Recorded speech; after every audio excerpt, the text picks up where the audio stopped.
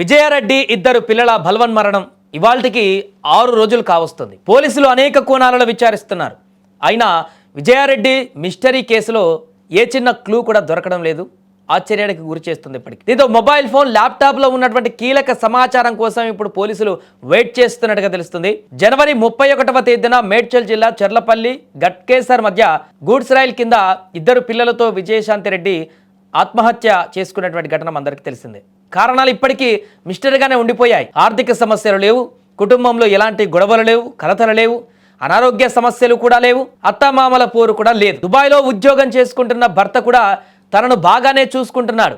IT కంపెనీలో మంచి పొజిషన్లోనే ఉంది. పిల్లలు Chaitanya Reddy, Vishal Reddy intermediate top students, వాళ్ళు కూడా కాలేజీలో మంచిగా చదువుకుంటున్నారు, వాళ్ళతో ఇబ్బంది లేదు. మరి అన్ని మంచిగా ఉన్న విజయశాంతి రెడ్డి ఇద్దరు పిల్లలతో కలిసి ఎందుకు ఆత్మహత్య చేసుకుంది అనేది ఇప్పుడు మిస్టరీగానే మిగిలిపోయింది. అయితే ఈ కేసులో ఇప్పటికే పోలీసులు అనేక కోణంలో దర్యాప్తు చేస్తున్నారు.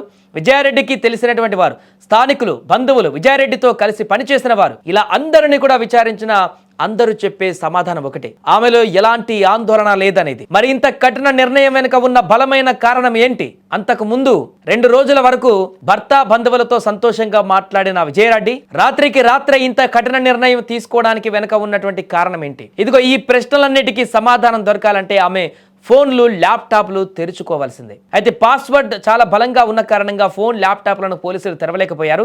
ఎంతగా ప్రయత్నించినా ఉపయోగం లేకపోయింది. విజయశాంతి కుటుంబ సభ్యులు, దుబాయ్ నుంచి వచ్చిన భర్త సురేంద్రారెడ్డి కూడా ఫోన్, ల్యాప్టాప్లను తెరిచేందుకు ప్రయత్నాలు చేసి ఫెయిల్ అయ్యారు. అందుకనే ల్యాప్టాప్, మొబైల్ ఫోన్ను క్రైమ్ పోలీసులు ఫోరెన్సిక్ ల్యాబొరేటరీకి పంపారు. ఇక్కడ కనుక మొబైల్, ల్యాప్టాప్ తెరుచుకుంటే ఏమన్నా సమాచారం దొరుకుతుందేమో అని పోలీసులు ఆలోచిస్తున్నారు. ముంబై నుండి మృతురాలని మెసేజ్లు వచ్చేవనేటువంటి ప్రచారం కూడా జరుగుతుంది. విజయారెడ్డికి ముంబై నుంచి కొన్ని మెసేజ్లు వచ్చాయని కూడా ఒక ప్రచారం జరుగుతుంది. ఆ మెసేజ్లు ఏంటి, ఎక్కడి నుండి వస్తున్నాయి అన్నది కీలకమైనటువంటి విషయంగా మారింది. నిజంగానే అలాంటి మెసేజ్లు వచ్చాయా, లేకుంటే ఇది కూడా ఒక పుకారైనా? వీటన్నిటికీ సమాధానం దొరకాలంటే ఆ ల్యాప్టాప్ ఓపెన్ కావాలి, ఆ మొబైల్ ఓపెన్ కావాలి.